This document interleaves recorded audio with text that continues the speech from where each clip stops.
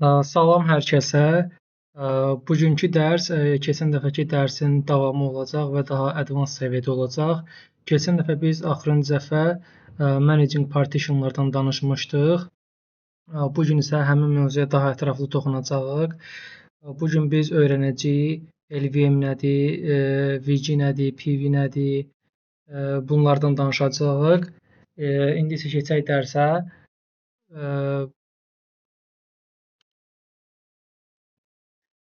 Yoldaşlar, biz xatırlayırsınızsa, axırıncı dəfə biz danışmışdıq mount eləməkdən, diski partitionlara bölməkdən, F-diskdən danışmışdıq, G-diskdən danışmışdıq, fayl sistemlərindən danışmışdıq. Fayl sistemlərindən danışanda xatırlayırsınızsa, keçən dəfə biz demişdik ki, əgər ext4 ilə hər hansı bir partition yaradılıbsa, bu partition ancaq extend oluna bilər. Daha doğrusu bu həm extend oluna bilər, həm də size azaldıla bilər. Yəni extend nə deməkdir? Həcmi artırıla bilər, həm də resize olunaraq həcmi azaldıla bilər. ext4-də belədir. Lakin sonradan resize edərək həcmin aşağı həcmə gətirəndə bəzən diskdə corrupt olurdu. Buna görə bu problemlər yaşanırdı. Ona görə ext4-dən sonra daha müasir bir fayl sistemi olan XFS fayl sistemi yaradıldı. XFS fayl sistemində isə ancaq extend eləmək olur. Yəni diskin həcmini artırmaq olur, genişlətmək olur, aşağı salmaq olmur. Biz həmçinin keçən dəfə MBR və GPT-dən danışmışdıq, onların fərqlərindən danışmışdıq. Danışmışdıq ki, MBR-da 4 dənə primary partition yaratmaq olurdu. Ancaq GPT-də isə bu 128-ə bərabər idi. Biz MBR-da 3 dənə primary partition yaradırdıq. Sonra 4-cünü extended eləyib, sonra extended eləyəndən sonra 4-cü partition extended eləyəndən sonra 12-yə qədərsə deməli logical partitionlar yaradırdıq. Bunun sayı 12-yə qədər biz yarada bilirik. Sonra həcm olaraq da MBR 4 terabayta qədər idi, səhv eləmirəmsə, yadımda düzgün qalıbsa. Və GPT-də isə bu həcm daha böyük, çox böyük bir həcmə sahib idi. GPT daha çox, əgər sənə belə deyim də, daha böyük həcmli bir disk istifadə edəcəksənsə, sən GPT-dən istifadə etməlisən. Yox, əgər elə də böyük bir həcmli disk istifadə etməyəcəksənsə, partition yaradanda F-disklə yarada bilərsən. MBR olaraq biz partition yaradanda F-disklə yaradırdıq. Amma GPT olaraq yaradanda isə G-disk komandasından və yaxud da parted komandasından istifadə edirdik. Sonra mən sizə swapdan danışım. Swap nədir? Swap deməli diskin RAM-ı, yəni operativ yaddaşı yer bitdiyi zaman, əgər biz swapda yer ayırmışıqsa, RAM dolduğu üçün artıq gedir diskin öz yaddaşından, diskin swap hissəsinin yaddaşından istifadə edərək işləməyə başlayır, əməliyyat sistemi işləməyə başlayır. Swapın həcmini də biz özümüz artıra bilirik.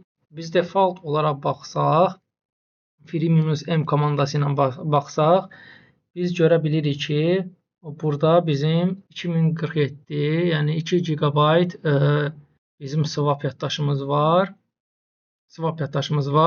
Biz bunu iki cür yolla artıra bilərik. Birinci yol, gəlin sizə göstərim mən onu. Birinci yol odur ki, biz diskdə bir partition yaradıb, sonra həmin partitionu swap-a çevirə bilirik. İndi onu göstərim nə demək istədiyimi. Birinci LSBLK ilə yoldaşlar, həm də bir keçən dərsin təkrarı olaraq nəzər salaq bəzi şeylərə. Biz burada keçən dəfə VMware-də əlavə 10 GB disk əlavə eləmişdik. Bu bizim SDA diskimiz idi. İndi bu SDA diskimizdə fdisk komandası ilə yenidən partitionlər yaradaq yoldaşlar. Fdisk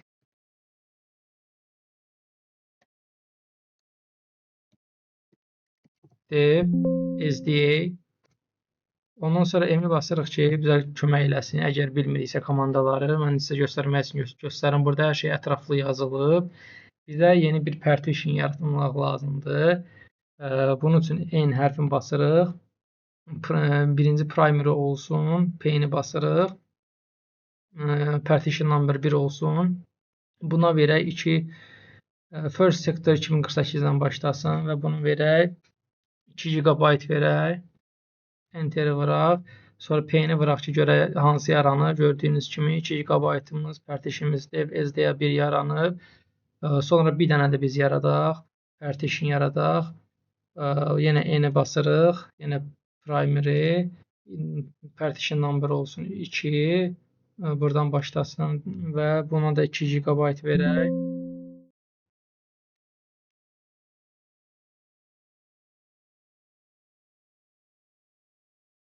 Aha. Nədir?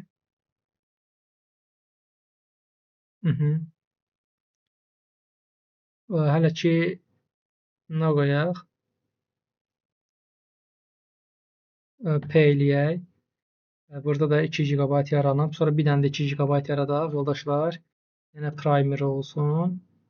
Partition number 3 olsun. Burada default buradan başlasın first sector. Buna da biz 4 GB verək. Enter vuraq. Sonra P eləyək. 4 GB-ımız da yarandı. Save eləyib çıxaq. LSBK elədiyimiz zaman biz burada yaratdığımız partitionları görə bilirik. Gəlin indi bu partitionlara biz demişdik ki, partition yaradandan sonra buna file sistem verməliyik ki, biz bunu disk olaraq istifadə eləyə bilək. Bunun üçün də make fs xfs eləyək. Dev sda1 dev sda2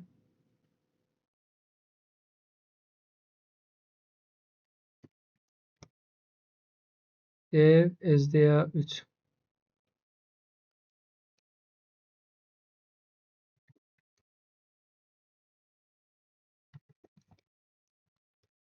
RSVLK elədiyimiz zaman bunlar biz partition daha doğrusu file sistem verdik.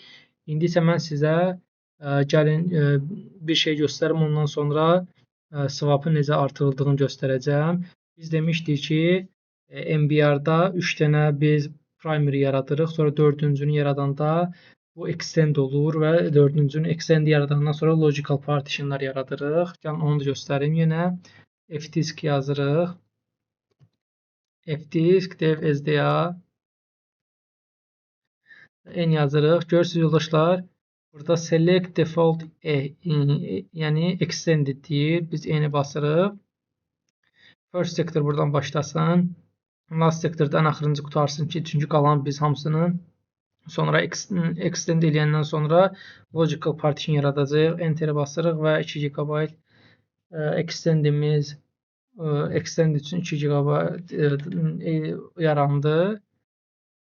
Ondan sonra daha doğrusu extend olundu 4-cü partition və 2 GB bizim boşda disk həcmimiz qaldı ki, biz ondan logical partition yarada bilərik. Ondan sonra yenə n-i bassaq, görürsünüz yoldaşlar, adding logical partition avtomatik özü numberi 5 seçir və first sector buradan başlasın və biz deyək ki 1 GB olsun.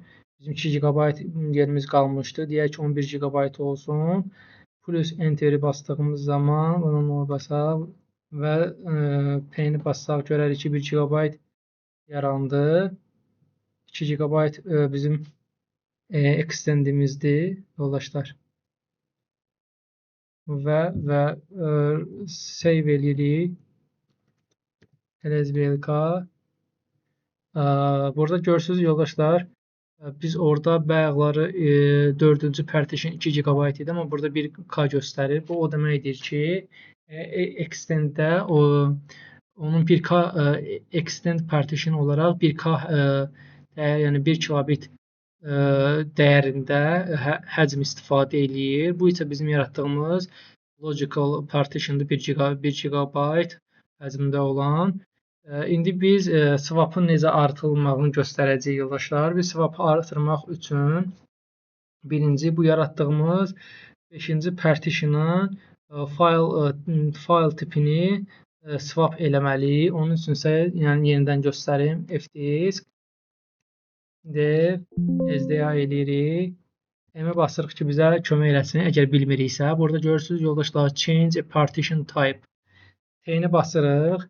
Bizdə deyir dəyişdirmək istədiyin partition tipini dəyişdirmək istədiyin partition nömrəsində biz 5-cini, yəni 1 GB olanı dəyişdirəcəyik. 5-i basırıq və deyir ki, list eləmək üçün eli bas. Eli bastığımız zaman biz görürük ki, burada bizim swap üçün 82 nömrədir və biz bura 82 yazırıq. Ondan sonra swap tipi swap olur və save eləyib çıxırıq. LSBLK eləyək.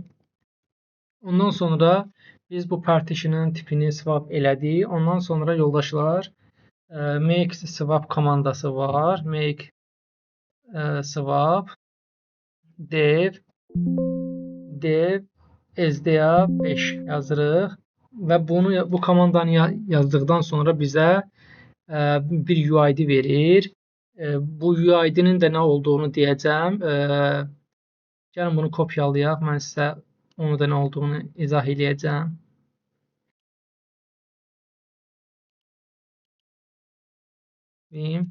etc fstab-a giririk.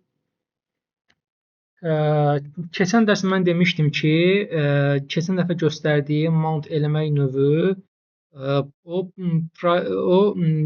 daha doğrusu temporary mount sayılır. Yəni sistem restartı getdikdən sonra təzədən açılanda bizim mountumuz qalmır. Biz ona görə bu etc fstab-da biz mount eləməliyik. etc fstab-da mount elədiyimiz zaman gəlin bunu mən göstərim. Bunu da indi izah eləyəcəm. Burada UID də yaza bilərik və diskin partition adını da yaza bilərik. Amma məsləhət görünür ki, biz hər zaman UID yazaq. Çünki diskin adı dəyişilə bilər, amma diskin UID-si isə uniquedir, dəyişilmir. Ona görə həmişə mount edən zaman çalışın ki, UID ilə mount edəsiniz. Burada olanların hamısının haqqında ətraflı sizə məlumat verəcəm. Hələ ki, swapı göstərirəm. Ona görə davam eləyək.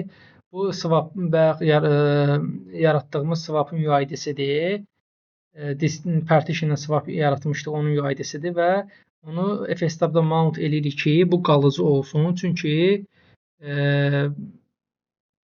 biz bunu bu cür etməsək, bu qalıcı olmayacaq. Sizə indi göstərəcəm onu da yoldaşlar. Deməli, bura biz heç ara bunu mount eləmirik. Ona görə none yazırıq. None yazırıq. Sonra tipi swap yazırıq. Default yazırıq.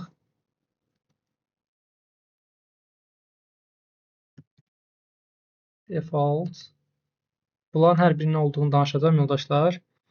Və save eləyirik. Ondan sonra biz mount -a komandası var ki, bu da çox önəmli komandadır. Biz bu komandanı veririk ki, əgər etc fstab-da nə isə səhv yazmışıqsa, onu bizə göstərsin.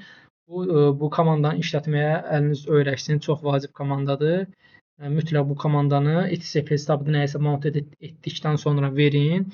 Mount A yazdığımız zaman görürük ki, heç bir səhv yoxdur. Və bunu etdikdən sonra swap on komandası var və ondan sonra biz nə yazırıq yoldaşlar?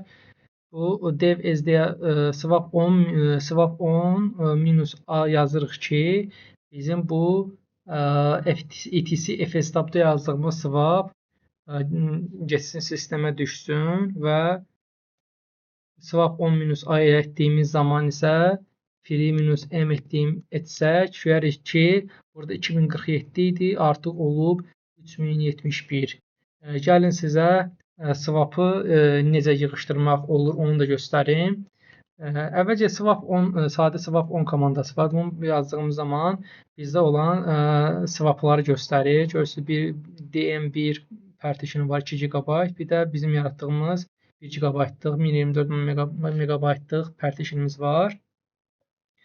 Sonra yoldaşlar, deməli swapı necə silmək lazımdır onu göstərim. İlk öncə swap off komandası ilə biz deməli dev SDA5 yazırıq. Çünki bizim swap partitionumuzun adı belədir. Biz bunu dev SDA5-dən götürüb swap yaratmışdıq və enter vururuq. Ondan sonra vim etc fstab'a gedib buradan silirik. Save edib çıxırıq. Sonra mount minus a yazırıq. Heç bir səhv yoxdur. Ondan sonra free minus m yazdığımız zaman isə 2047 qalır. Yoldaşlar, deməli sadə swapı necə yaratmaq olur, onu da mən sizə göstərim. Deməli, bunun üçün biz ilk öncə deməli yoldaşlar başlayaq. Buranı təmizləyək.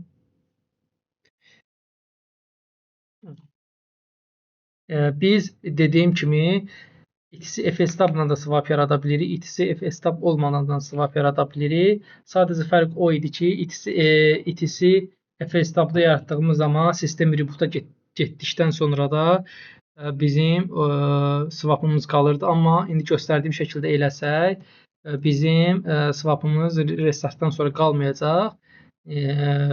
Gəlin bunu sizə əyani şəkildə göstərim. Deməli, gəlin elə bayaqki 1 GB olan dev SDA5-i swap olaraq istifadə eləyək. Bunun üçün make swap komandasını bir dəfə istifadə eləmiş, ona görə ikinci dəfə istifadə eləməyə ehtiyac yoxdur. Və bundan sonra swap 10 komandası var. Ondan sonra dev SDA5-i basırıq. Dev SDA5 yazdıqdan sonra artıq bizim swapımız çalışmalıdır. Gördünüz, təzədən artdı 3071. Gəlin indi yoldaşlar biz buna reboot verək. Görək ki, rebootdan sonra bu təzədən 2047 olacaq. Bunu əyani şəkildə görək. Reboot yazmayaq. Net 6.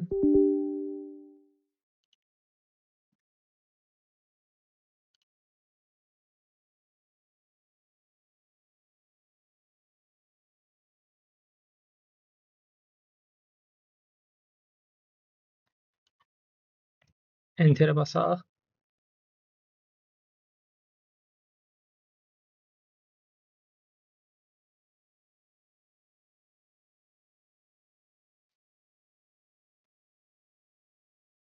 İndi açılacaq əməliyyat sistemi.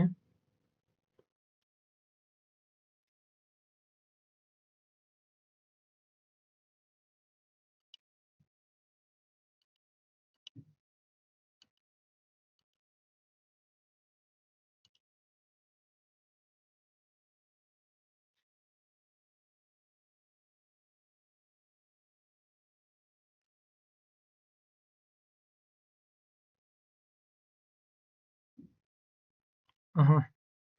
Və təzədən VM-imizə giriş eləyək.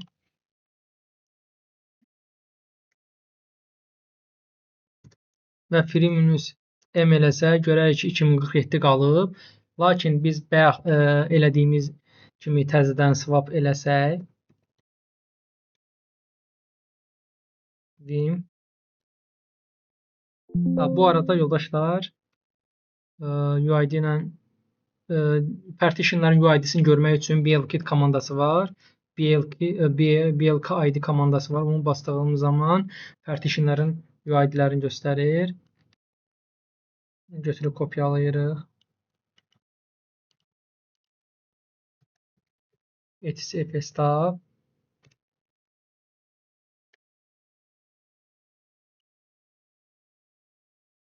non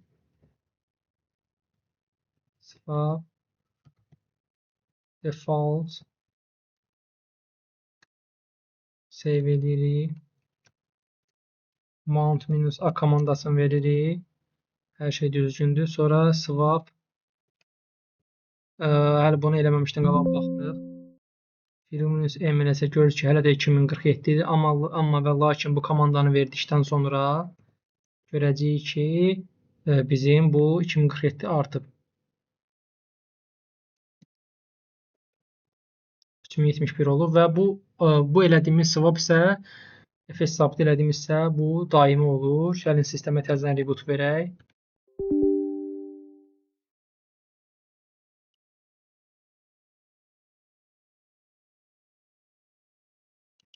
Rekordumuz da gedir.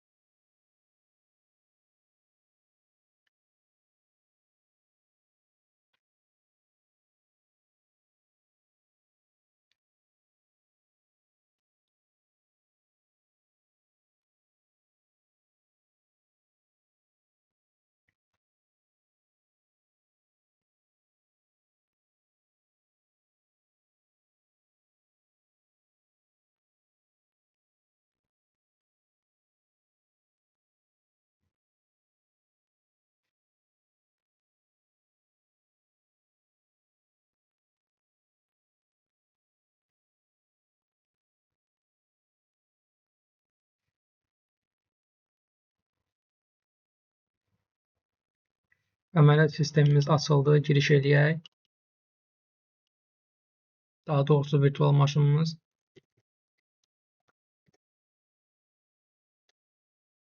Və free-m elədiyimiz zaman görürük ki, 3071 rebootdan sonra da qalır.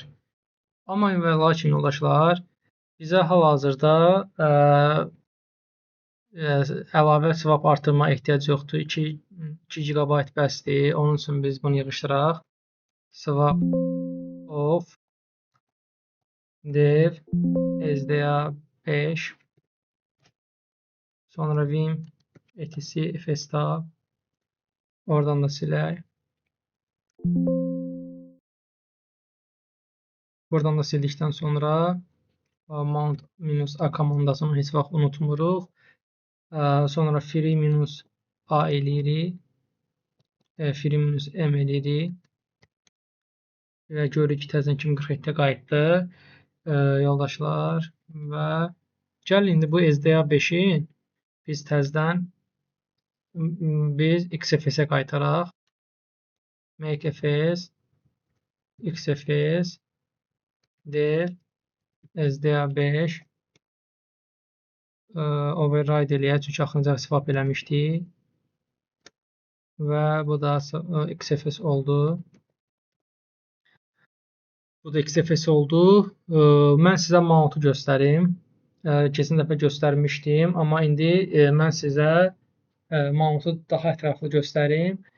Dediyimiz kimi yoldaşlar, BLK ID komandası var.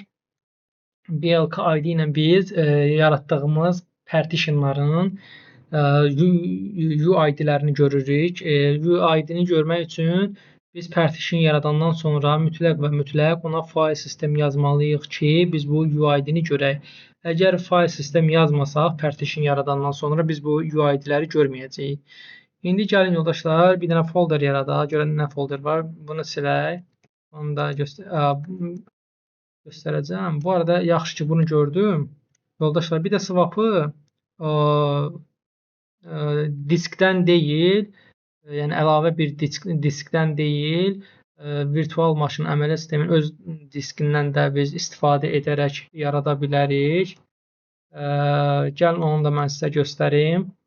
Bu necə olur?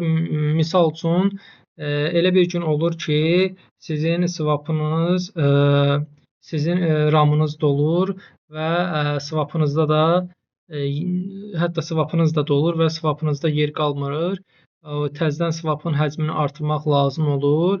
Unfortunately, bədbəxtlikdən, təəssüflükdən sizin həmin günü sistem admin işdə olmur və sizə disk ayıracaq bir ikinci şəxs olmur ki, sizə disk versin. Ona görə siz özünüz öz başınızın çarəsinə baxmalısınız. Bu swapı artırmalısınız. Bunun da yolu var. Belə bir komanda var yoldaşlar. dd input file bərabərdir dev0 sonra output file bərabərdir olsun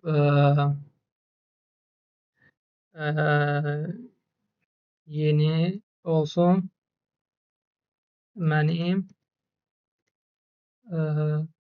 swap faylım. Belə bir fayl yaradaq və block size olsun bərabərdir 4 megabayt olsun. Count'umuz olsun count'umuz olsun 120 verək. Enteri vuraq. Bizə indi mənim swap faylım adında bir fayl yaradacaq və o bizim swap faylımız olacaq və yaratdı. Elə etdiyimiz zaman biz bu faylı görürük. Təhlükəsizliyə görə mütləq və mütləq bunun deməli bunun icazəsini biz 600 eləməliyik. Yəni ancaq istifadəçi özü bunu read write elə bilsin. Qalan heç kəs, nə qrupda olanlar, nə də ki başqaları bunun için görə bilməsin, nə də başqa bir şey elə bilməsin. Ona görə 600 qoyuruq. 600 mənim swap faylım qoyuruq. Ondan sonra yoldaşlar deməli ondan sonra make swap komandasından istifadə edirik. Make swap mənim faylım bu mənim swap faylımı seçirik. Yəni onu make swap mənim swap faylım yazırıq. Enter vururuq. Gördüyünüz bizə UID verdi. Bu UID-ni də kopyalayırıq. Bu UID-ni də kopyalayandan sonra vim etc göstərdiyim kimi fstaba gəlirik və bu həmin UID-ni yapışdırırıq bura. Ondan sonra buradan swap default və 00 yazıb save edib çıxırıq. Mount minus a yazırıq, görə nəsə səhv var, yoxdur. Free minus m yazırıq, görürük ki, hələ də 2047-dir, amma və lakin swap 10 minus a yazdıqdan sonra nə deyir? Bunu niyə tapmadı deyir?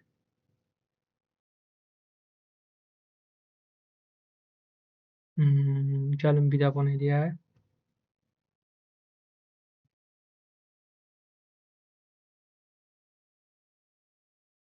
Həmin UID nədənsə xoşuna gəlmədi, tapmadı. Gəlin bu UID ilə istifadə eləyək. Free minus m eləyək, hələ ki görək dəyişilməyib. Ondan sonra vim eksi fstab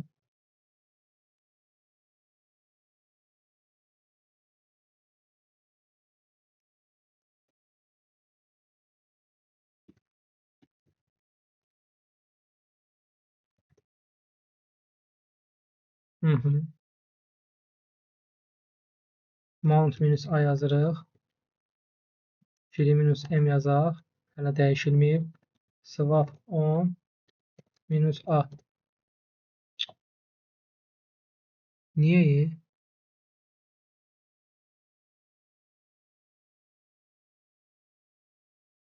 Cannot file.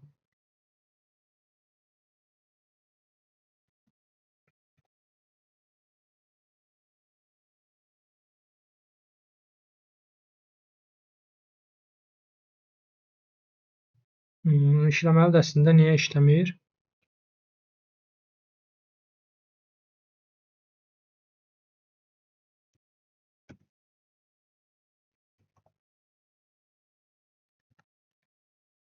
Make swap.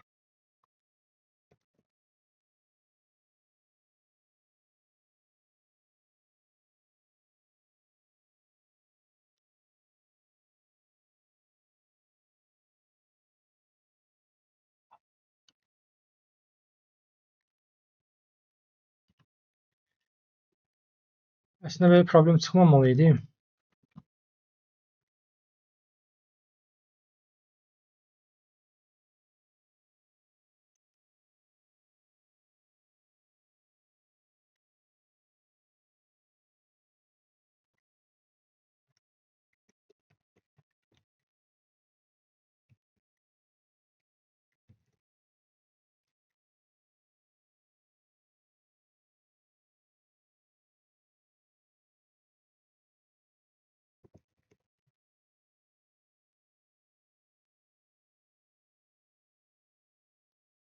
Yəni belə bir komanda istifadə edək.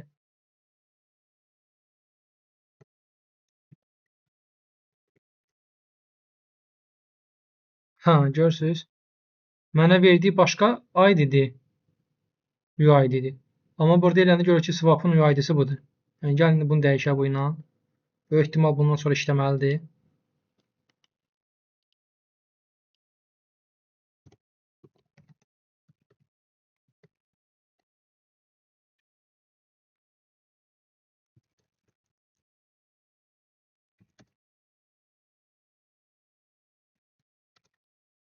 Mount minus A unutmuruq. Free minus M eləyirik. Görürük hələ də şey o dəyişilməyib və swap 10 minus A etdiyimiz zaman artıq bu komanda işlədi və free minus M etdiyimiz zaman biz görəcəyik ki, bu artmadı. Niyə artmadı? Maraqlıdır.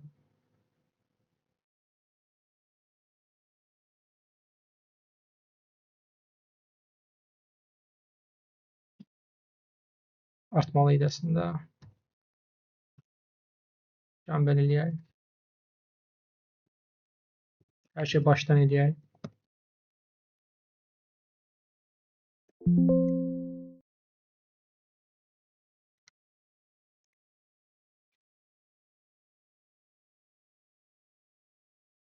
Bunu da silək hətta.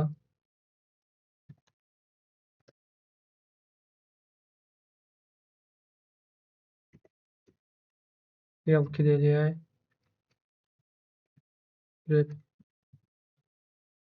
Bu öz swapdır. Arkadaşlar, deməli. Ondan sonra bayaqki DD ilə verdiyimiz komanda var.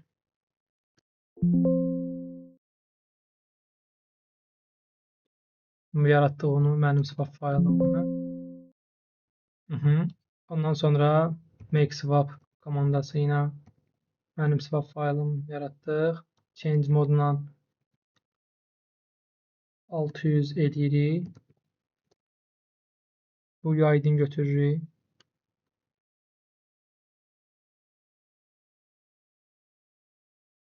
Beam, etc, fstab.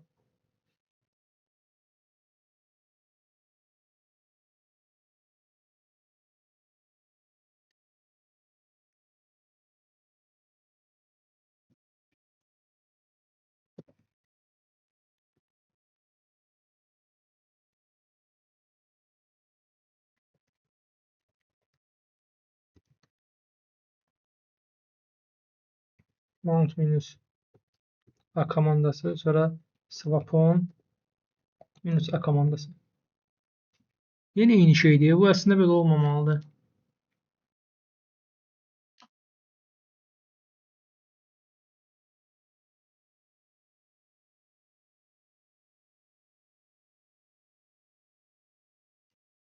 Gəlin UID ilə eləməyək.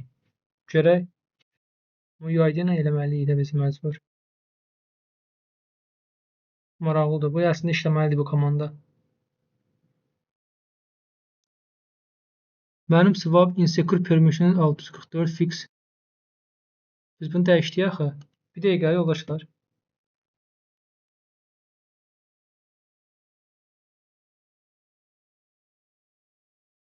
Bunu dəyişdik də, biz dəyişdik.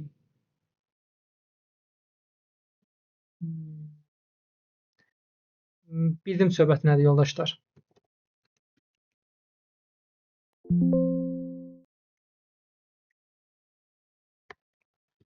Biz birinci burada dəyişəndən sonra make swap komandası verməli idik. Vim etc fstab. Bunu silək. Mount minus a. Ondan sonra rf eləyək. Mənim swap faylım silinsin. Eləyək. Ondan sonra bu komandanı təzədən verək. Yaratsın. Eləyək. Change mode eləyək. 600. Mənim swap faylım.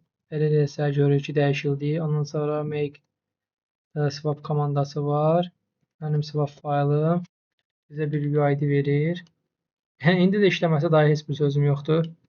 Çünki normalda işləməlidir bu. Sonra vim etc fstab-a giririk.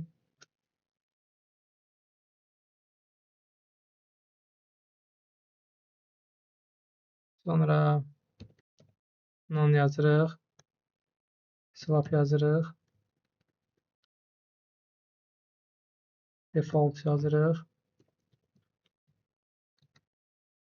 Save edirik. Mount minus a swap on minus a. İşləmədi yoldaşlar.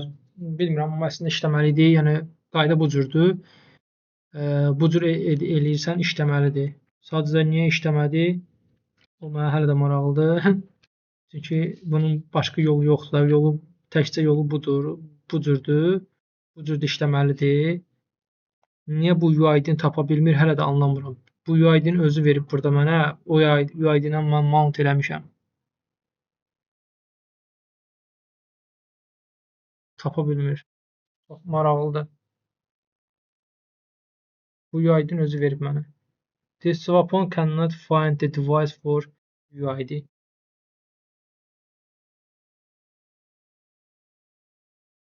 Gəlin bunun yoldaşları biraz fərqli bir ad verək. Bir dəfə də yoxlayım. Olmasa dərsimizə davam edək qaldığımız yerdən.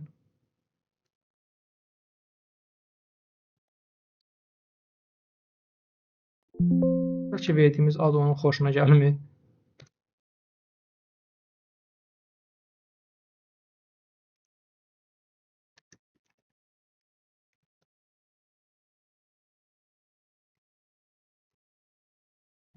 Dedi input file bərabərdir.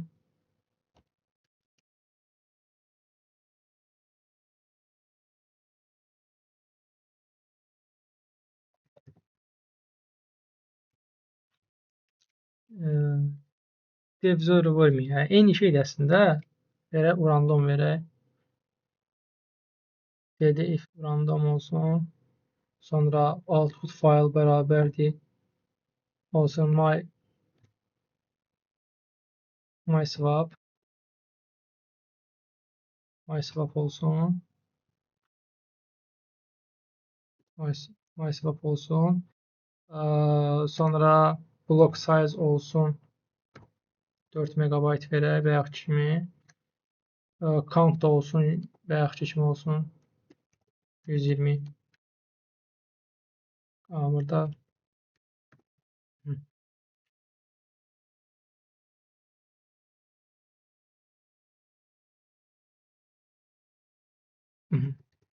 sonra change mode 600 my swap make swap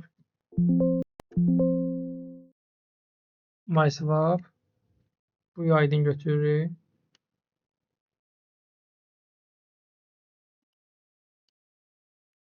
Vim etc fstab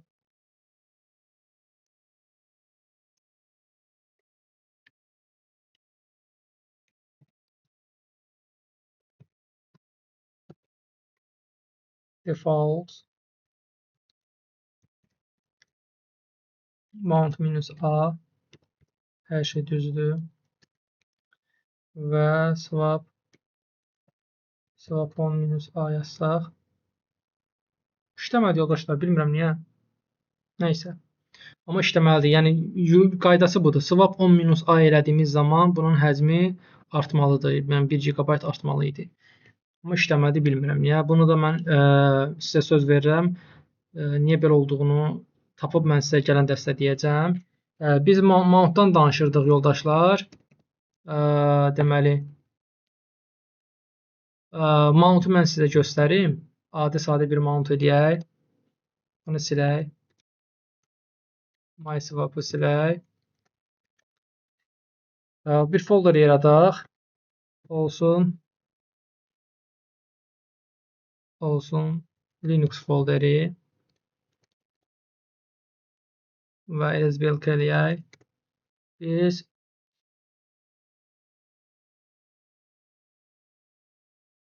SBLK elədiyimiz zaman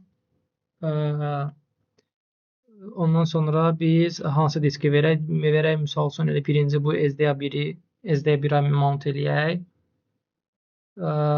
BLK ID komandası var bizdə yoldaşlar, bildiyiniz kimi. SDA1-in götürürük UID-sini. Kopyalayırıq. Vim etc FS taba gəlirik.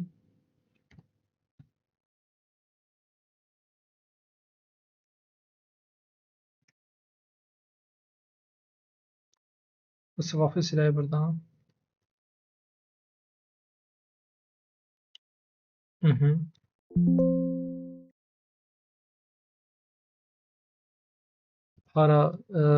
Hardadır folderimiz, onu yazırıq.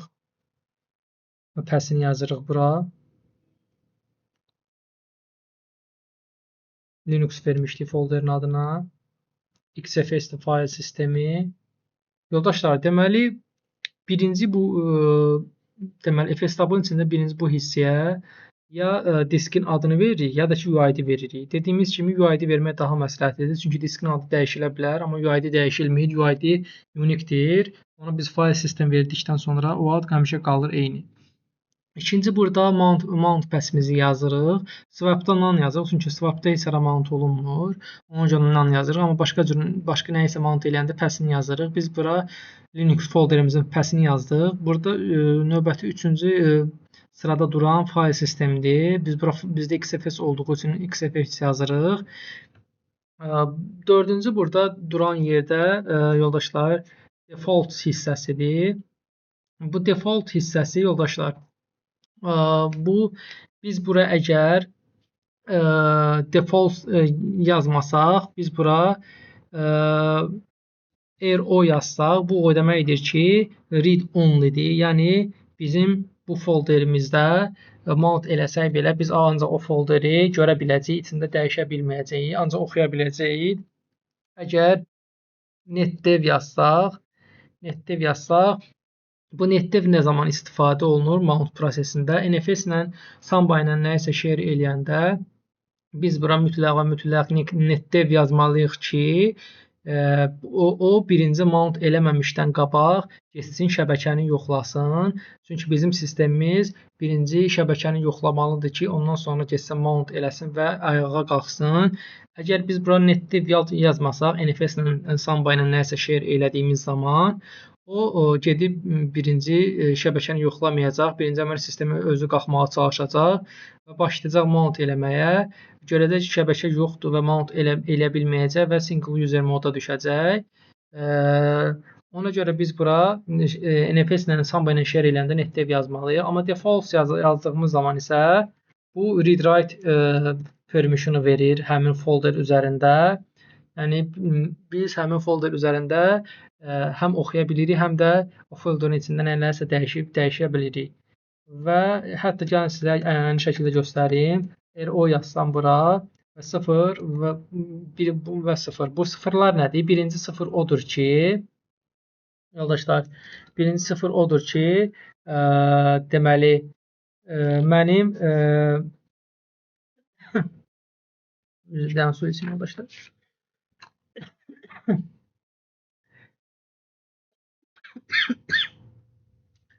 Birinci sıfır, buradakı birinci sıfır odur ki, bu birinci sıfır backup utility sayılır. Bu sıfır bu sıfır backup utility hesab olunur. O nədir? Bu nə deməkdir? Əgər bu sıfır yerinə 1 yazsaydıq biz, o gedəcəkdi, götürəcəkdi mənim fayl sisteminin backupını çıxaracaqdı, özündə saxlayacaqdı. Əgər 1 yazsaydım, 0 yazanda isə fayl sisteminin backupını çıxarmır. İkinci burada duran 0 isə odur ki, mən bu 0 əvəzini 1 yazsaydım, o mənim fayl sisteminin özünü çek eləyəcəkdi. Yox, əgər mən istəmirəmsə mənim fayl sistemi çek eləsin, ona görə 0 yazırıq biz bura. Bu isə o deməkdir. İndi gəlin save eləyək, yoldaşlar, çıxaq biz buradan. Ondan sonra təbii ki, mount minus a komandasını yazırıq. Systemctl daimon reload verməliyik.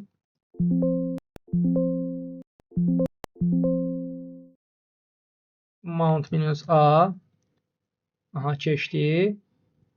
Ondan sonra lsblk eləyək. Görürük ki, SDA1 partitionə rootun altında Linux folderi mount olunub. Gəlin indi biz həmin Linux folderinə girək və elə etdiyimiz zaman görürük ki, heç nə yoxdur. Gəlin indi biz bu folderin içində nə isə yaratmağa çalışaq. Hər hansı bir fayl yaratmağa çalışaq. Fayl 1 olsun, tutalım. Görürsünüz yoldaşlar, deyir ki, cannot touch file 1. File 1 yarada bilmir, read only file system. Çünki bu sistem read onlydir. Biz əgər istəsək ki, bu read only yox, yəni biz burada həm də read write olsun yaza bilmək üçün biz bunu dəyişməliyik. Əvvəlcə umount eləyirik yoldaşlar. Umount root Linux. Niyə deyir target is busy? Çünki biz Linux folderin içindəyik. Buradan çıxırıq və həmin komandanı təzədən veririk. Ondan sonra vim etc fstabın içinə girib buradan biz read only vermişdik yoldaşlar. Biz bunu dəyişirik. Default qoyuruq və save eləyib çıxırıq. Mount minus a yazırıq. Üzr istəyirəm. Bu systemctl daimon reload təzədən verək. Mount minus a. Ondan sonra yoldaşlar gəlin təmizləyək bunu. lsblk eləyək. Görürsünüz təzədən yenə mount olundu. Amma bu səfər default olaraq mount olundu. Yəni biz burada həm də write də edə bilərik. Elə edək. CD Linux'un içinə girək. Görürsünüz yoldaşlar boşdur. Məsələn touch file 1 yaradaq. Gördünüz yarada bildik yoldaşlar. Hətta biz bu file 1-in içinə echo komandası ilə nəsə yazaq.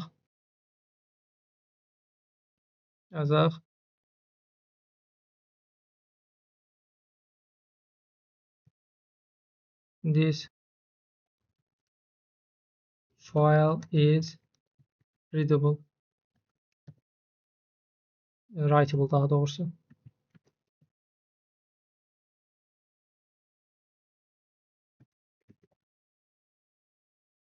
Writable.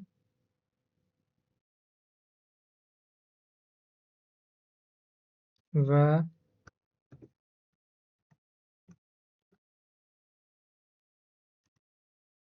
file 1-in içinə yazaq. Cat file 1 ediyimiz zaman biz bunu görürük.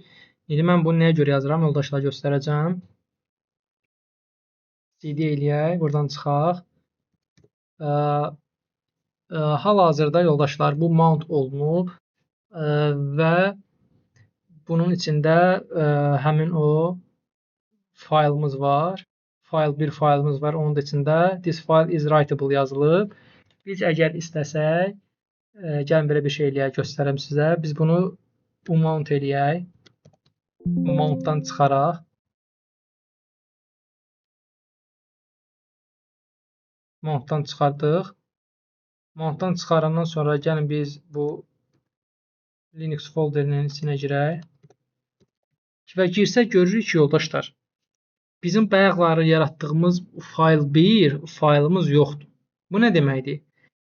Mountun mənası odur ki, yoldaşlar, biz nəyisə mount etdikdən sonra onun içərisində yazılan bütün fayllar hamısı diskə yazılır. Sadəcə yer olaraq göstərir ki, bu folderdir. Amma folder əslində folderin içində deyil, diskdədir. Mount olunduğu zaman isə pəs olaraq göstərir ki, sənin yazdıqların hər şey həmin o faylın, daha doğrusu folderin içində olacaq. Gəl indi biz bunu təzədən mount-a eləsək yoldaşlar. Və həmin elə etsək biz buradan bir dənə çıxaq.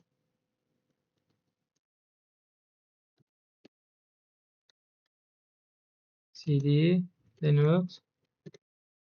Gördünüz yoldaşlar. Təzədən o fayl 1 qayıtdı. Və cat fayl 1 eləsək, görək ki, həmin o faylın içində yazılan da hətta qalır. Bu da belə. Swap'ı dedim. İkisi fstabı dedim. Gəlin yoldaşlar, mən sizə ikisi fstabla mən keçən dəfə göstərdim ki, ikisi fstabla yox, adi belə üsulla mount eləsək, o mount temporarydir də, yəni müvəqqətidir. Amma biz bu cür mount eləmişik. Gəlin indi reboot verək və rebootdan sonra görəcəyik ki, bizim bu həmin mountumuz hələ də qalır.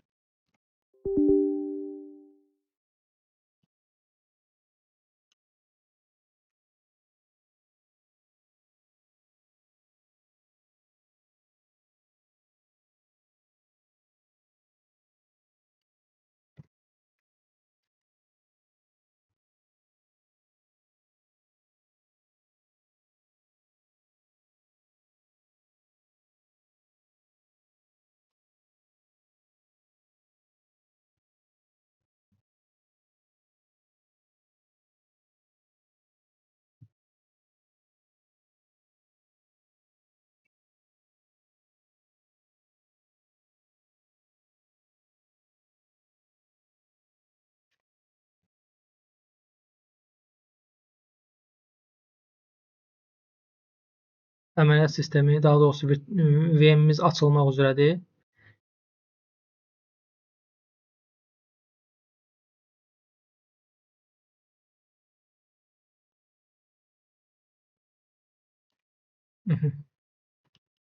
Təzədən girək VM-imizə.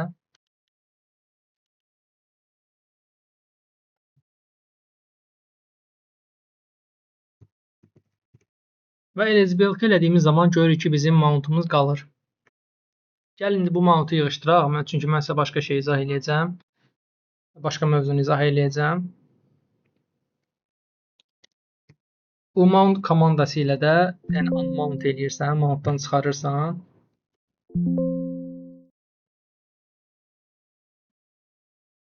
Aha. Və mountdan çıxardığımız zaman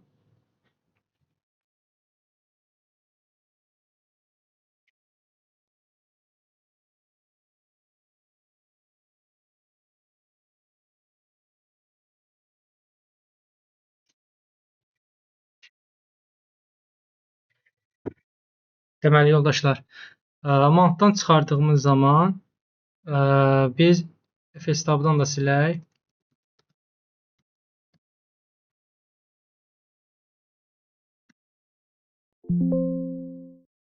Mount-A. Bunu da silək, hətta bu folderdə silək bizə lazım deyil.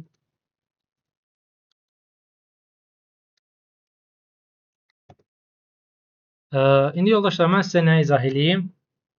Deməli ki, hətta bunu mən sizə yazaraq, çəkərək izah edeyim.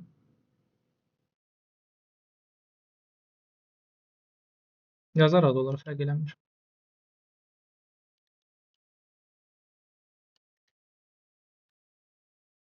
Deməli yoldaşlar, əvvəllər necə idi? Əvvəllər biz hər hansısa bir partition'ı diskin partition'ını nəyəsə harasa misal üçün dev SDA1 olsun, harasa biz mount eləyirdik bunu. O olsun bayaqkı kimi Linux 1, Linux olsun. Biz tutalım ki, bu cür biz bu partitionu bu folderə mount eləmişik. Və iş mühitində elə olur ki, bizim bu mount folderimiz dolur. Yəni bu disk dolur və bu da artıq bir problemdir. Və iş vaxtı da biz bunu həcmini artırmaq üçün biz bunu söndürə bilmərik. Nə edirdik? Axşam, yəni gecə vaxtı heç kəs olmayanda onu yəni söndürürdün, onu mountdan çıxarırdın, həcmini artırırdın, sonra tutalım ki, backup'ını götürürdün. Əvvəlcə backup'ını götürürdün bu folderin, diskdə olanların backup'ını götürürdün, sonra bunu mountdan çıxarırdın, sonra deyəlim ki, başqa bir diskə olsun dev SDA2 adlı bir diskin var sənin. Tutalım bunun həcmi olsun 500 atıram 50 GB. Sənin isə başqa bir diskə eyni yerə yenə mount eləyirdin və tutalım bu diskin həcmi olsun 1 TB. Sonra bu diskə mount eləyirdin və bütün hər şeyi backup-ı qaytarırdın bu folderin içinə. Ondan səhərsi gündə işçilər yenə işinə davam edirdi. Amma sonradan nə oldu? Bu Linux-u yaradanlar Linux-un üzərində dəyişikliklər edildi. Nə yarandı? LVM adında yoldaşlar LVM deyilən bir şey yarandı. Bu LVM nədir? LVM nədir? Deməli, LVM-i mən sizə izah edeyim.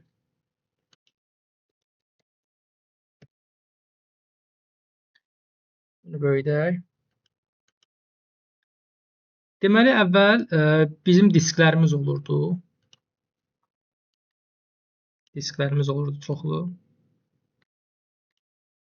Bu disklərdə də partitionlar olurdu. Sonra biz bu partitionları götürüb harasa mount edirdik. Amma LVM çıxandan sonra bu disklərdən bir dənə deməli bu disklərdən, bu partitionlardan PV-lər yarandı. Qoyun yazım içinə. Physical volume'lar deyirlər ona. Belə eləyim bunu. PV-lər yarandı.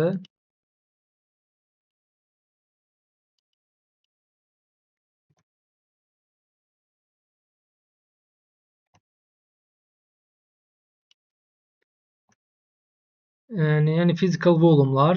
Bu physical volume'dan da bu disklər bu physical volume'larda istifadə edərək birləşdirib bir dənə böyük bir hovuz yaradırdıq. Buna VG deyilir. Volume group adlanır bu.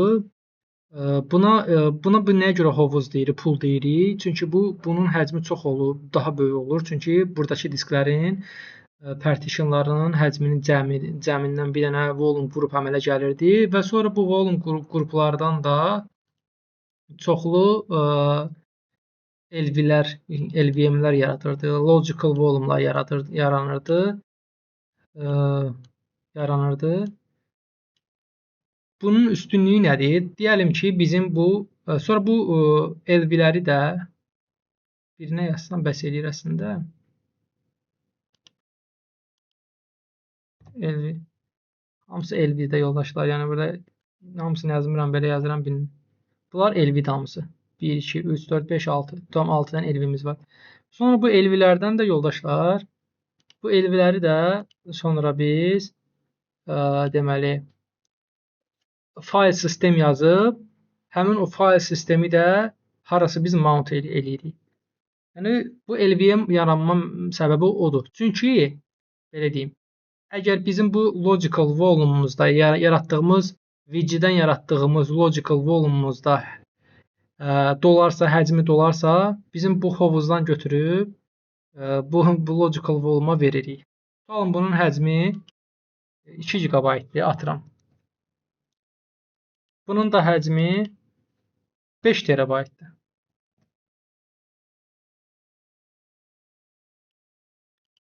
Bu 2 GB olandan sonra sən bu logical volume-un həcmini artırıb, misal üçün eləyirsən 50 GB.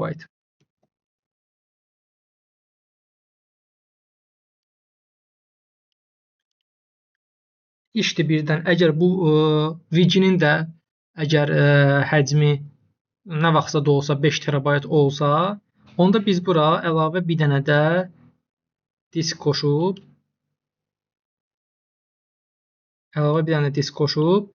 bu həmin bu diskin həcminə görə bir disk, ya nə qədər 5, 6, nə qədər əlimizdə diskimiz varsa əlavə eləyib bu VG-nin həcmini artırırıq. Eləyirik misal üçün 5 TB yox, olsun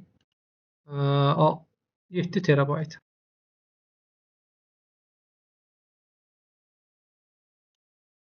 Nəyə görə 7 TB oldu? Çünki biz bura əlavə bir disk və ya bir neçə disklər də qoşmuş olduq. Gəlin sizə hətta yoldaşlar belə göstərim. LVM Architecture. Bu şəkildə də yaxşıdır. Görürsünüz yoldaşlar, hard disklərdir. Hard disklərdə partitionlara bölünüb.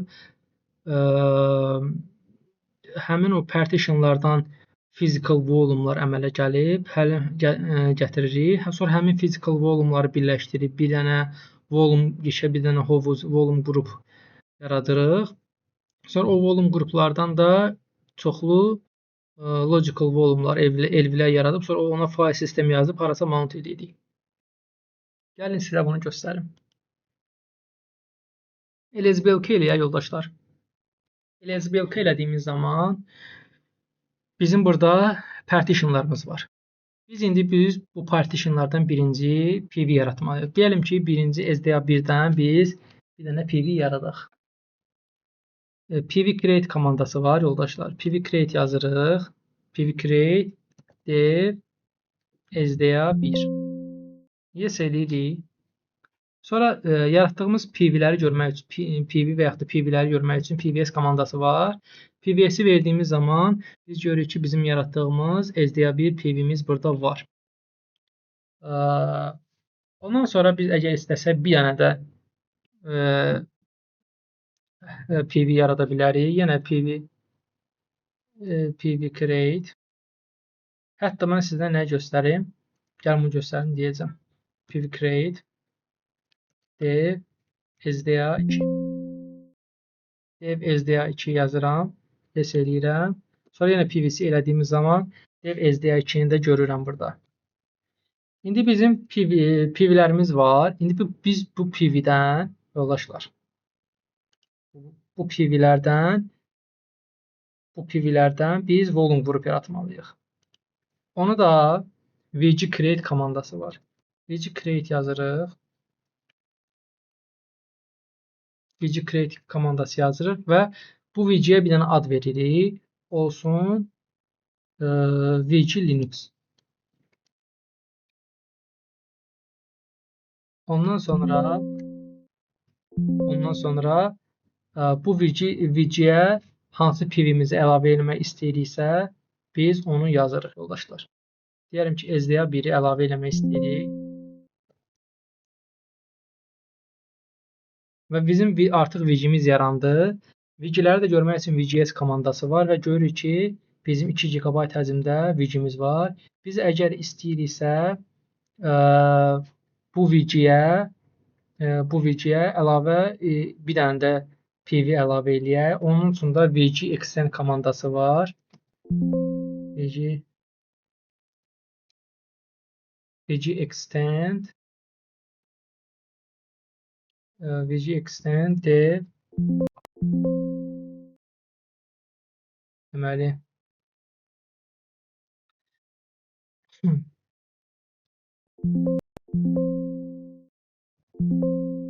VG extend VG Linux hansı VG-ni biz artırmaq istəyirik, onu yazırıq. Dev SDA2 və o da artıq əlavə olundu və VGS elədiyimiz zaman görürük ki, artıq 3.99-dur. Yəni həcmi artmışdı.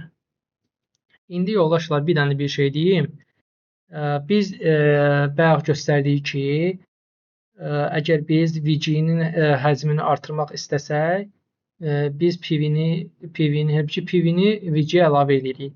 Amma və lakin əgər biz hər hansı bir PV yaratmamışıqsa, VG extend elədiyimiz zaman o avtomatik olaraq PV-ni həm yaradır, həm də VG-ni extend edir. Bu nə deməkdir? LSBLK eləsək yoldaşlar, LSBLK elədiyimiz zaman bizim bu üçüncü 4 GB-lıq deməli partitionımızı gəlin bu VG extend ilə VG extend komandası ilə bura əlavə eləyək.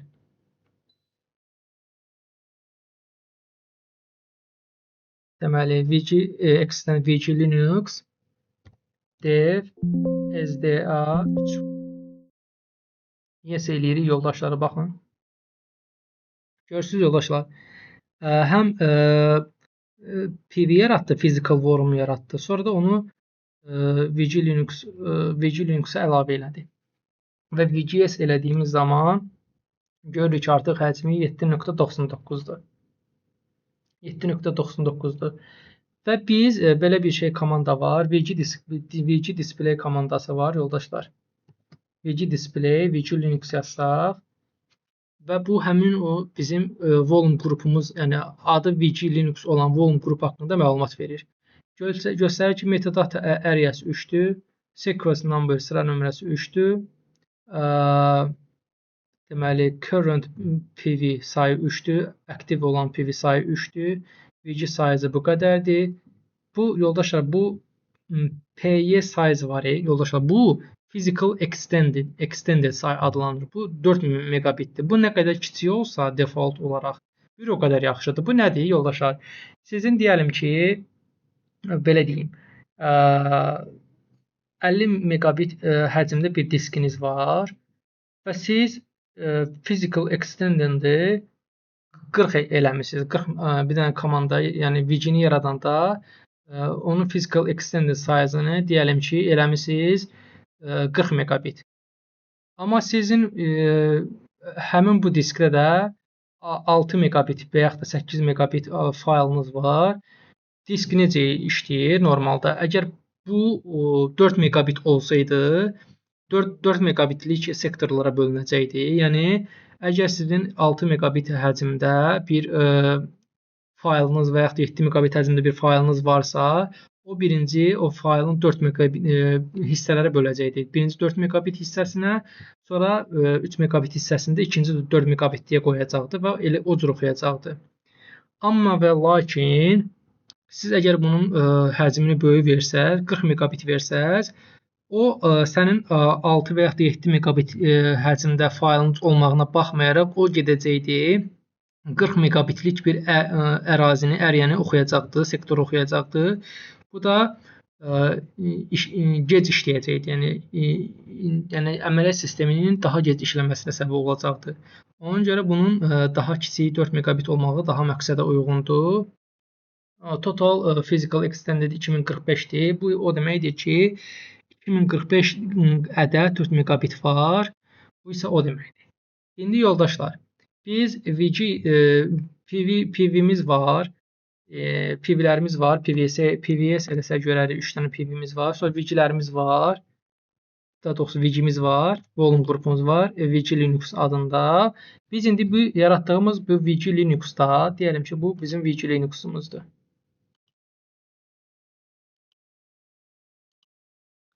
VG Linux.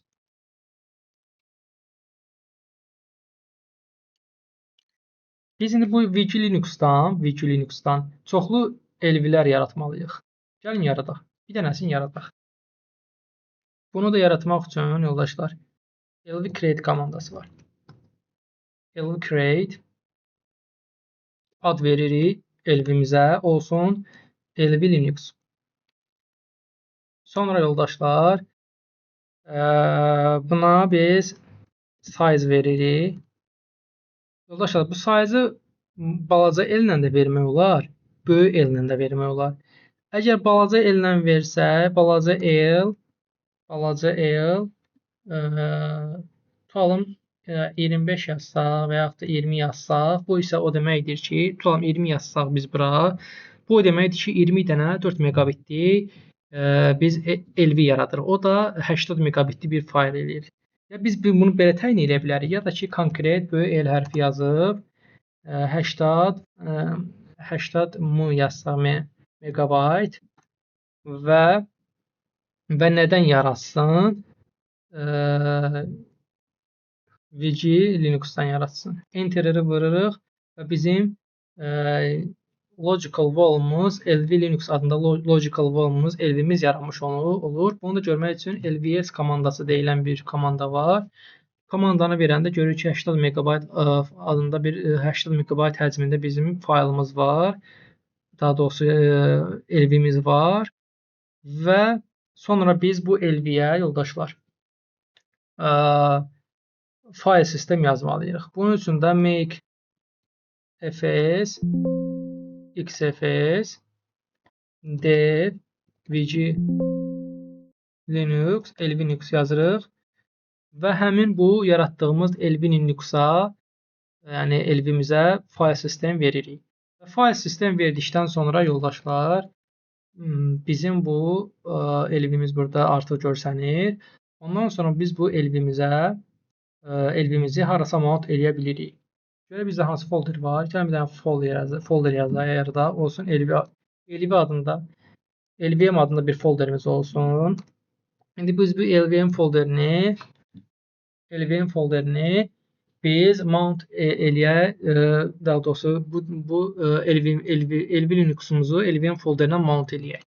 Bunun üçün də biz birinci blk id komandamız var idi. grep lv linux yazaq, bizə UID-ni versin. Sonra biz bu UID-ni götürürük yoldaşlar. UID-ni götürəndən sonra copy eləyirik. Win etc fstab gəlirik və həmin UID-ni yapışdırırıq. Biz bunu hara mount eləyiriksə onu yazırıq. LVM folderi var idi. File sistemi xfs default veririk ki, həm də içində nəsə yaza bilək və 2 dənə 0. Sonra save edib çıxırıq. Və sonra mount-a komandasını təbii ki, unutmuruq. Systemctl timer reload verməliyik. Timer reload. Ondan sonra mount-a. Ondan sonra yoldaşlar dev-h eləsək, biz həmin mountumuzu görməliyik və görürük də. Root lvm adında bizim mount folderimiz var. Gəlin bunu təmizləyək. Belə də görə bilərik. Görürsünüz yoldaşlar. DFH elədiyimiz zaman isə 7%-in istifadə olunduğunu görürük. İndi elə bir hal ola bilər ki, yoldaşlar, bizim bu diskimiz, bu LVM folderimiz dola bilər. Bunun dolmağı üçün də o folderin içinə çoxlu fayllar yazmalıyıq. Ancaq mən bunun qısa bir yolunu bilirəm. Onu bir dənə komanda ilə biz eləyə bilirik. Bunun üçün əvvəlcə girək LVM folderinin içinə. Ondan sonra belə bir komanda var yoldaşlar. dd input file bərabərdir dev 0 output file olsun bərabərdir LVM file olsun. Bura hər ürəyimiz istəyən hər hansı bir şey yaza bilərik də, fərq eləmir. LVM file yazdıq və enteri basırıq.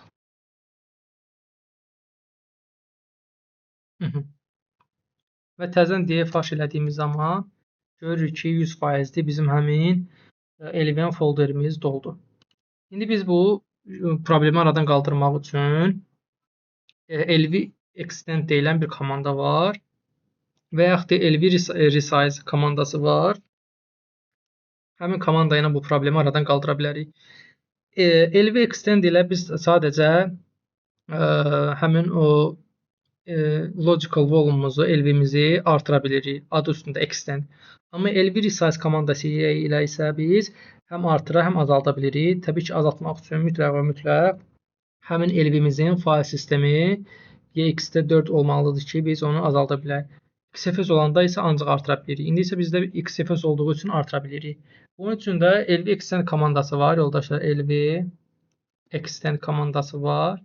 LV extend komandasından sonra mütləq bu heç vaxt bu -R optionunu unutmayın. Bu çünki həmin LV-nin fayl sisteminin özünü də artırır. Bunu yazmasaz, yəni tam işləməyəcək, yəni artmayacaq həcmi. LV extend -R. Ondan sonra dev VG Linux, LV Linux və nə qədər artırmaq istəyiriksə onu yazırıq. Bayaqlar biz yoldaşlar xatırlayırsınızsa böyük komandasından istifadə etmişdik. Gəlin indi balaca eldən istifadə edək və unutmayın, əgər böyük el yazsaq, plus əgər artırırıqsa həcmini mütləq burada plus atıram 100 MB və yaxud da nə bilim 1 GB yazmalıyıq. Əgər yazmasaq 1 GB yazsaq atıram 1 GB yazsaq bu avtomatik olaraq onun həcmini 1 GB eləyəcək. Ona görə o səhvə biz yol vermirik. Gəlin biz balaca ellə göstərim sizə. -L plus gəlin eləyək 100 MB. Hətta 200 MB artıraq. 200 MB artırmaq üçün də bizim bu axı physical extended size'ımız 4 idi, 4 MB idi də.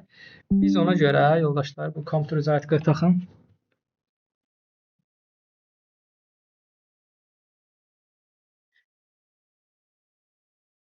Deməli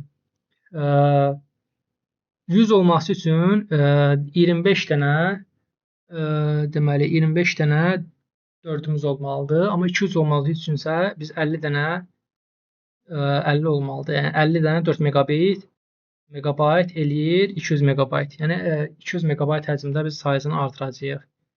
Ondan sonra enteri vururuz və bizim artıq LV-miz artdı. İndi df-h eləsək görürük ki, bayaq 100% idi, indi isə olub 28%. Bax belə yoldaşlar. Gəlin biz həm sizə təzə bir deməli VG yaratmağı göstərim. Daha doğrusu LV yaratmağı göstərim və həmin LV yaradan zaman bu arada bu imtahana düşür yoldaşlar. Bu imtahana düşür. Deməli əgər mən təzə bir VG yaradıramsa, həmin o VG-ni yaradanda physical extended size-ını mən istəyirəm ki 4 megabit olmasın, atıram olsun 20 megabit. Mən bunu bir dənə komanda ilə eləyə bilirəm. Onu da sizə göstərim. Deməli VG-də əvvəlcə ilk öncə bunu təmizləyək, VG-yə eləyək. VG-lərimizə baxaq. Gəlin biz təzə bir VG yaradaq, VG create olsun. VG create-dən sonra balaca S option var. Bu isə o deməkdir ki, bizim physical extended sayımızı təyin eləyir. Və yaxud 4 megabit idi. Biz istəyik ki, 20 megabit olsun da. Əslində bunu yuxarı qoymaq məsləhət görülmür. Sadəcə mən sizə göstərmək üçün bunu eləyirəm. Böyük M hərfini yazırıq. Sonra həmin VG-yə ad veririk. Olsun VG Linux 2 olsun. Sonra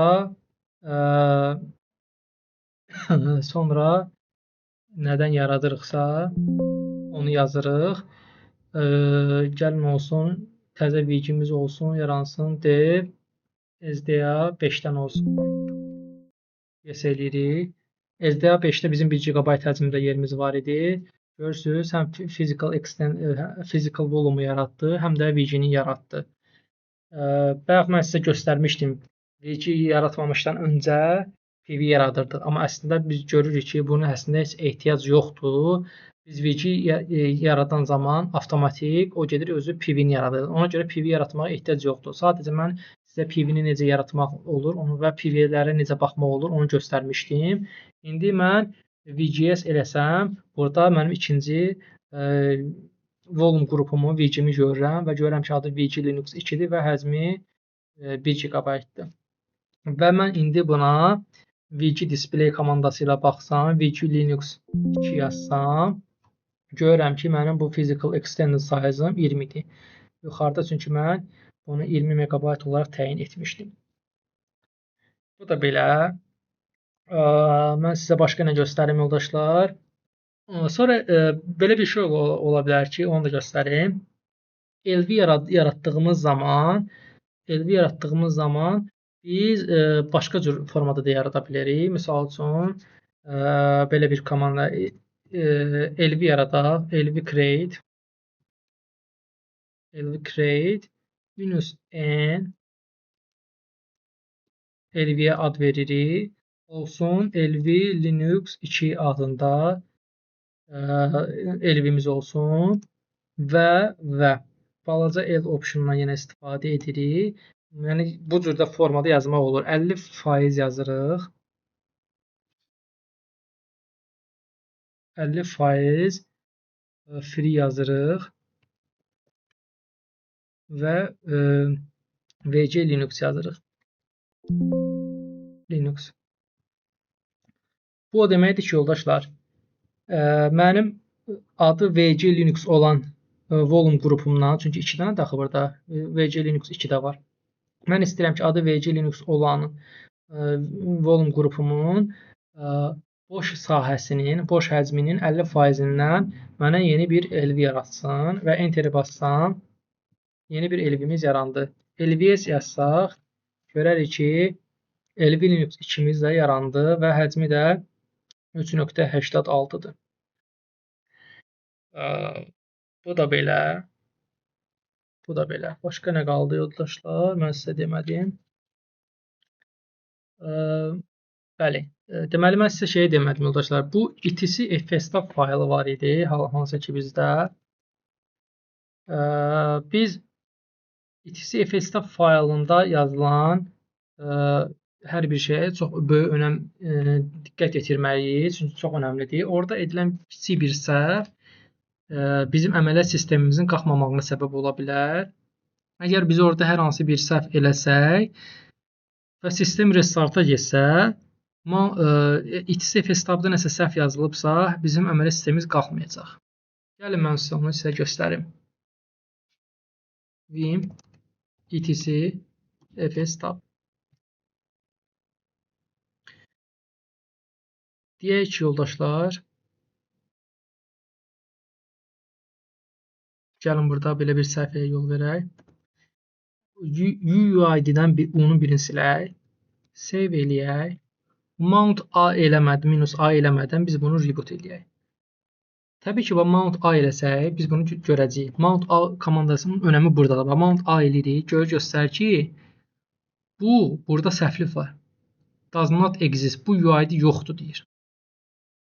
Biz buna reboot versək, init 6 yazsaq, reboot versək, indi baxın, əməliyyat sistemi qalxanda problem yaşanacaq.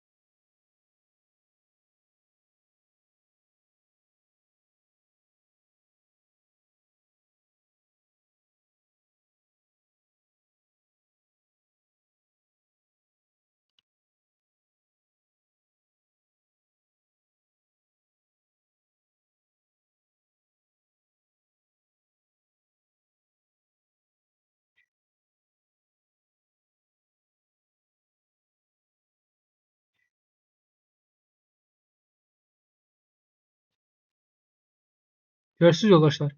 Burada dayandı. UID yazılıb A91 ilə başlayan. Orada dayandı və bizdən deyir ki, give a root password for maintenance. Maintenance moda keçmək üçün deyir root password yaz. 1 2 3 yazırıq.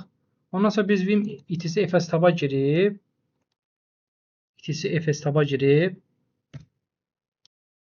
insert eləyib burada səhvi düzəltməliyik. Ondan sonra init 6 yazıb sistemə təzədən reboot verib bu problemi həll etmiş oluruq. Amma əvvəl necə idi? Give a root password for maintenance 1 2 3 şifrəni root password yazandan sonra mən o vim etc fstab yazsam belə mən onun içində girib dəyişiklik eləyə bilmirdim. Həmin fayl read only olurdu. Read only olurdu və həmin faylı mən dəyişmək üçün aşağıdakı bir komandanı yazmalı idim. Komanda belə idi. Mount minus o komandası, sonra remount idi. Sonra rv, sonra da belə bir komanda var idi. Bu komandanı yazırdın. Bu komandanı yazandan sonra sən etc fstaba girib onun içində dəyişiklik eləyə bilərdin. Yəni bu komandadan sonra həmin etc fstab faylı writable olurdu. Yəni içində sən dəyişiklik eləyə bilirdin. Sonra o səhvi, yəni fstab faylındakı səhvi tapırdın, düzəldirdin. Ondan sonra yaxşı kimi restart eləyirdin, ondan sonra düzəlirdi. Amma Red Hat 9-dan etibarən artıq yəni bu komandaya ehtiyac yoxdur. Artıq özü etc fstabda girib içində dəyişmək olur. Görürsünüz yoldaşım, normal açıldı. İndi biz bura girə bilərik təzədən. Bir dəqiqə. Bağlayaq.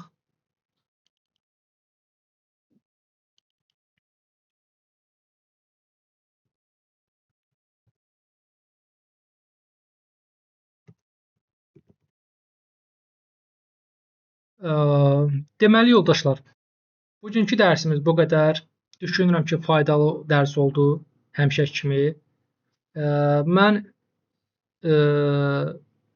RHCA mövzusundan da artığını dediyim, imtahana nələr düşür dediyim, imtahana mütləq swap düşür. İmtahana mütləq VG yaradanda onun default olaraq deməli physical extended size-ını default olaraq necə dəyişə bilirik? Yəni VG yaradanda o düşür. Yəni bunlar imtahana mütləq düşür. Swap mütləq düşür onu dedim. Və imtahana düşməyən şeylər də dedim. Mövzunu tam ətraflı izah elədim. Bir dənə sadəcə mənim burada göstərdiyim alınmayan oldu ki, swap faylını yaradıb, həmin swap faylından da swap həcmini artırmaq idi. O da ki, normalda işləməli idi, amma nədənsə tanımadı. Bilmirəm niyə oldu. Bəlkə sistemə restart vermiş, indi ola bilər. Yəni son kəz yoldaşlar yoxlayaq bunu. Olmazsa da olmasın. Gəlin belə bir şey eləyək. Yaradaq həmin o swap faylını.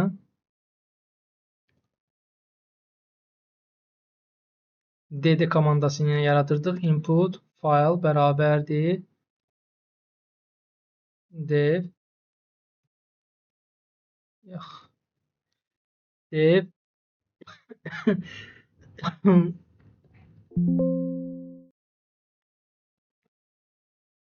output file bərabərdir olsun swap file block size olsun 4 MB count olsun 100.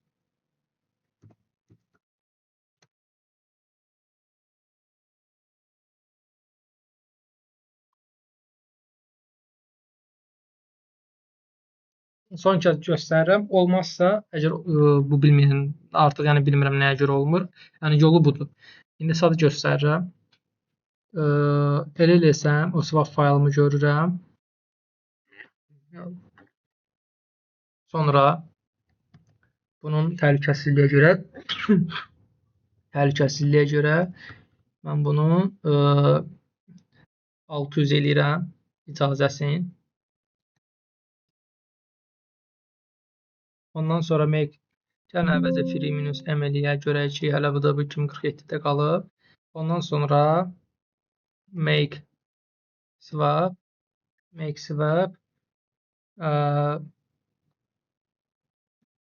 swap file UID-ni götürək.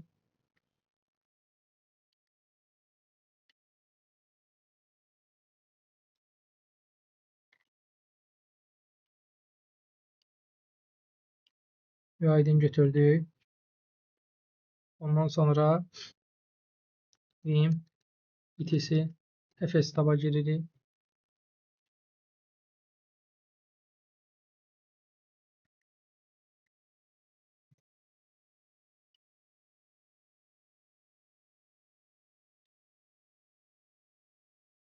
None.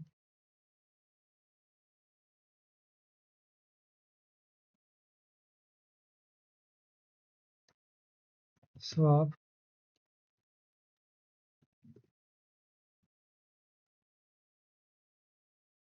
Default 00 mount -a swap on -a. Yox, işləmədi yoldaşlar, bilmirəm niyə. Amma normalda işləməlidir.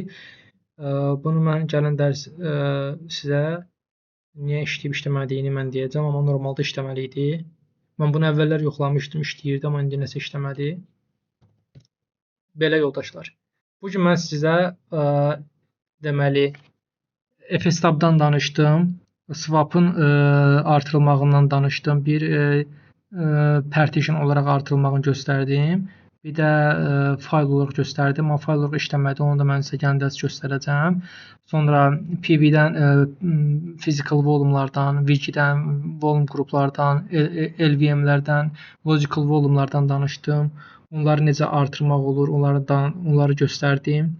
LVM-lərin nə üçün yarandığını izah elədim, üstünlüklərini izah elədim. Düşünürəm ki, maraqlı, faydalı dərs oldu. İnşallah gələn dərslərdə daha da yaxşı dərslər olacaq, maraqlı dərslər olacaq. Kanalımı izləmədə qalın. Əgər hələ də abunə olmamısınızsa kanala abunə olun.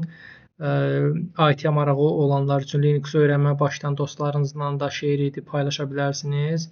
Kanala abunə olar da olsunlar. Kanal nə qədər tez müddətdə böyüsə, daha yaxşı videolar olacaq, daha maraqlı dərslər, daha keyfiyyətli dərslər olacaq. Sağ olun, hələlik salamat qalın.